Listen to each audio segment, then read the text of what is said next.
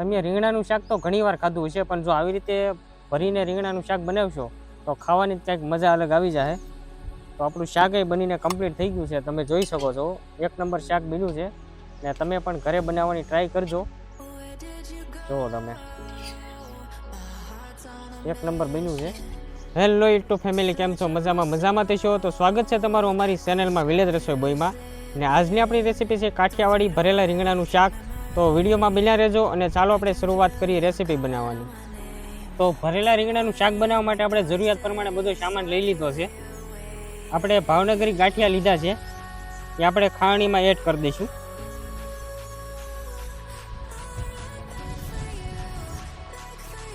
સિંગ ભજીયા લીધા છે એને પણ આપણે એડ કરી દઈશું. હવે આપણે ગાંઠિયાને અને સિંગ ભજીયાને ખાંડી નાખીશું.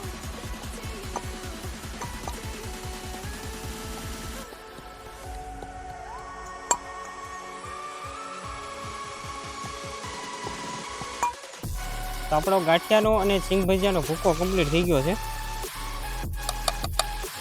આવી રીતે ઝીણો રાખવાનો છે ભૂકો. હવે આપણે 500 ગ્રામ જેટલા રીંગણા લીધા છે એને આપણે કાંગીચા તોડી નાખશું.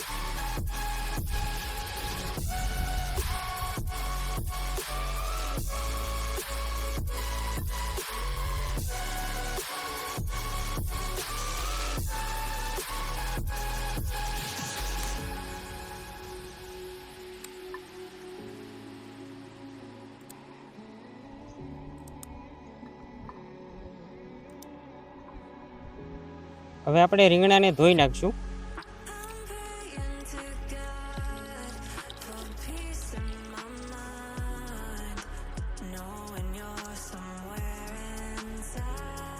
તો આપણા રીંગણા ધોવાઈ ગયા છે. હવે આપણે મસાલો બનાવવા માટે આપણે કોથમરી કટિંગ કરી નાખશું.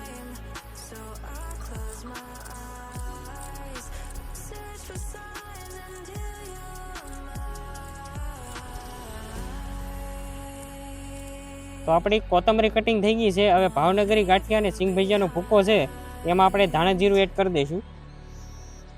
પછી સ્વાદ અનુસાર નિમક એડ કરી દઈશું. હળદર પાવડર એડ કરી દઈશું. કાશ્મીરી લાલ મરચું એડ કરી દઈશું. હિંગ એડ કરી દઈશું. આખું જીરું લીધું છે એને પણ આપણે એડ કરી દઈશું. અને ઉપરથી આપણે કોથમરી એડ કરી દઈશું ને તેલ એડ કરી દઈશું.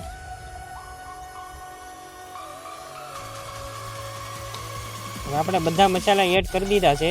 બધા મસાલાને આપણે મિક્સ કરી નાખશું.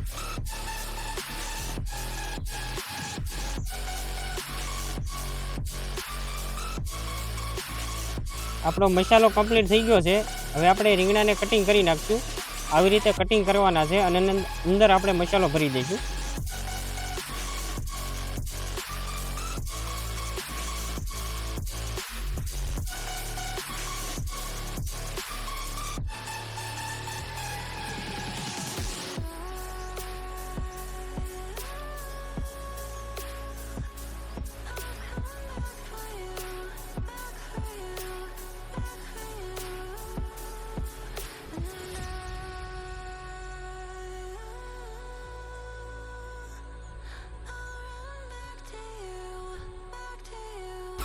તો આપણા રીંગણા કમ્પ્લીટ ભરાઈ ગયા છે. હવે આપણે ગેસ ચાલુ કરી દઈશું.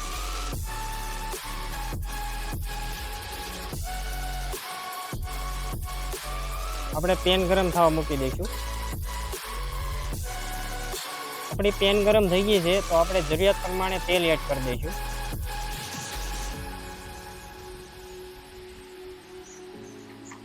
તો તેલ ગરમ થઈ ગયું છે તો એમાં આપણે આખું જીરું એડ કરી દઈશું.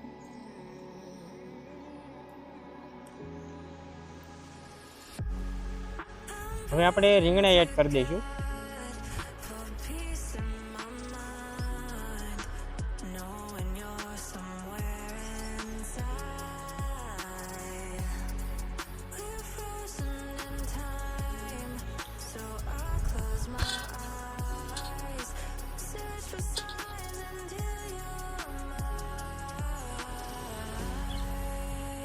હવે આપણે હળદર પાવડર એડ કરી દઈશું, હિંગ એડ કરી દઈશું, કાશ્મીરી લાલ મરચું, ધાણા જીરું પાવડર ને સ્વાદ અનુસાર નિમક એડ કરી દઈશું.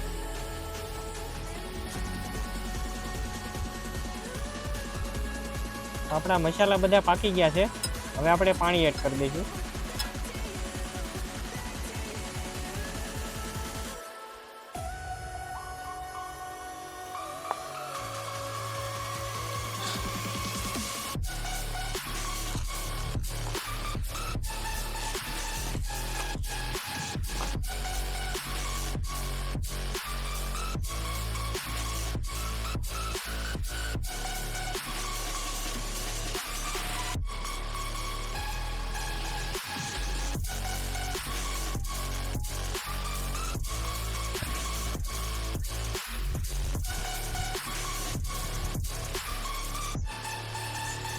તમે રીંગણાનું શાક તો ઘણીવાર ખાધું હશે, પણ જો આવી રીતે ભરીને રીંગણાનું શાક બનાવશો તો ખાવાની જ કંઈક મજા અલગ આવી જાય. તો આપણું શાક એ બનીને કમ્પ્લીટ થઈ ગયું છે. તમે જોઈ શકો છો 1 નંબર શાક બન્યું છે.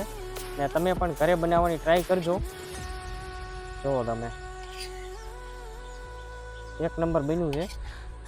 તમે પણ ઘરે બનાવવાની ટ્રાય કરજો. ને આ વિડીયો તમને ગમ્યો હોય તો લાઈક, શેર અને સબસ્ક્રાઈબ કરવાનું ભૂલતા નહીં. ફરી પાછા મળીએ આપણે નવા વિડીયોમાં નવા અંદાજ સાથે ને વિલેજ રસોઈ બોય સાથે.